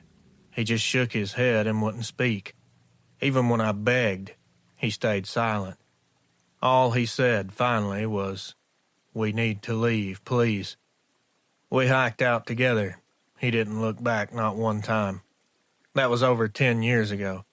Aaron and I don't talk much anymore, but on the rare times we catch up, if I bring up that day, he shuts down instantly. His face just goes blank like he's flipping off. He won't say a word about it. But I know what I saw, in broad daylight, as clear as anything, on a rock ledge where no normal man could have stood. It was something upright and canine, tall, powerful, intelligent, and watching me with eyes that glowed like amber. I can live with not knowing what happened to Aaron in those few hours. I think I already know. What I can't live with is knowing what I saw standing above me wasn't and doesn't supposed to exist. D.C., Utah. Hello, kiddo. I hope that doesn't offend you, but to me, you're still a youngster. I'm pushing 60 now, and I've spent most of my life outdoors. Fishing has been my thing since I was big enough to hold a rod. It's my way to get away from everything, stress, bills, family stuff. If I could get to the water, I would always feel better. That was true up until one morning about 5 years ago. This happened on the Gasconade River in Missouri. I'd been fishing that stretch since the 80s, back when my old man would drop me off there while he ran errands in town. It was my favorite place. Wide bend in the river, gravel bar you could set up on, and usually no one else would be around. I like to get there right before sunup. There's something about watching the fog lift off the water that makes you feel like the world's starting over fresh. Or at least in my mind, anyway. That morning was no different. I had a tackle box and a folding chair. I sat up near the edge of the gravel, cast a line, and just settled in. It was quiet, not dead quiet. I could hear birds starting up. I remember a woodpecker somewhere was hammering away, and there were a few little splashes from fish breaking the surface. Then came a bigger sound, a kind of heavy thrash in the reeds across the river. I figured it was a deer. Happens all the time. But when I looked up, the reeds were shaking higher than any deer's back should have been able to reach. My first thought was maybe, okay, it's an elk. But they don't come down that far anymore. It stood up, and I had my answer. I'll never forget the figure that rose up out of those reeds. This thing was dark gray, fur-covered, and massive. Its shoulders were as broad as a tailgate on a truck. This wasn't a bear. I've seen plenty of those. This thing had a muzzle like a wolf, long snout, and ears that pointed straight up off the head. The sun was just now hitting the river, and its eyes flashed. Its eyes were lighting up this bluish ice color. It was standing upright as clear as day, on two legs. This thing was towering above those reeds. It had to be 8 feet, if not bigger. We locked eyes across the water. My stomach felt like I'd been punched in the gut. I've looked at many wild animals. My entire life I've been out here. I've seen them all, and they all look like animals. This looked like something that knew exactly what it was doing, like it understood I was there and wanted me to see it. This thing was highly intelligent and highly abnormal. Just as quick, it dropped back down into the reeds. The splashing moved downstream. I thought maybe that was the end of it. Except a few minutes later, I caught it again. It was about 60 yards further, still across the water. It rose up a second time, those same icy eyes, same broad chest, pacing me as I moved along that gravel bar. I can't explain how wrong all this felt, seeing it mirror my steps especially. That's when I packed it in. I left the chair, the tackle, even my rod. I just grabbed the keys and made for the truck. I drove home like a madman, and when I realized I left half my gear behind, I didn't even care. To this day, I haven't fished that bend again. I stick to crowded spots now, places where you can hear kids yelling and boats going by. I hate it, but I can't shake the image of those blue eyes across that water, tracking me. You don't spend a lifetime outdoors without knowing what lives out there. Or I thought not, anyway. I know what I saw wasn't supposed to exist. Wolves don't stand on 2 legs, and they're not that big. And they don't have bodies that look similar to a large human. And they definitely don't stare back at you like that. But this thing did, with intelligence and hatred. D. Hello, Reels. I'm a mother of 3. I don't usually like talking about this. I don't like even mentioning it to my husband. because just remembering it makes my chest tighten up. But I've heard several of your recent uploads, and one of them in particular pushed me to send this. This happened in 2016. We were at a state park in Ohio, one we'd been to a dozen times before. It wasn't a remote area. There were picnic tables, a playground, other families all around. It felt completely safe, and it should have been, but it wasn't. We'd brought a cooler and set up in the grass near the edge of the woods. It was a warm afternoon, the sun was out, people were laughing all around. My youngest, who was 4 at the time, was kicking a ball around while the rest of us unpacked the food. He gave it a hard kick and it rolled towards the trees. He chased after it, laughing. I didn't think much of it until he stopped. He didn't bend down to pick up the ball. He just froze in place, standing stiff. Something about the way his body locked up made my stomach feel weird. I ran over, calling his name, and my husband followed right behind me. And there was something there, just inside the shadow of the trees. It was crouched low to the ground. It was a figure. My brain wanted it to be a dog, maybe a stray, but it was just too big. Its back was hunched. It had almost a mane like a lion of hair around its shoulders and neck. I could see muscles rippling under dark fur. This thing had arms like a human, and they were bent in a way no dog should be. It was close enough I could see its eyes. They were locked right onto me, and they were glowing a bright red. I screamed. My husband screamed too. The thing's head jerked towards us, its ears standing sharp and forward like a wolf. For a split second I saw the shape of its snout and the flash of giant teeth. And then it sprang backward into the brush so fast it was like it melted. The only sound was some branches snapping as it quickly moved away from us. I grabbed my son, who was trembling but unhurt, thank God. He buried his face in my neck and wouldn't let go of me. He hasn't spoke a word about what he saw that day. When we try to bring it up, he just shakes his head and cries. We packed up immediately. I didn't care that half our food was still in the cooler or that our blankets were left behind. We threw everything we could grab in the car and drove off. I would never take my kids anywhere near that park. I don't let my kids out of my sight at all anymore, not even in our own backyard. People like to say you saw a big dog, or you imagined all of this. But I know what I saw. Do I look like an idiot? This thing was black. It was crouched like it was ready to spring on my son. Its eyes glowed from the shadows, which should be impossible. It was watching my little boy like he was prey. If my husband and I hadn't come running when we did, I don't even want to think about what might have happened.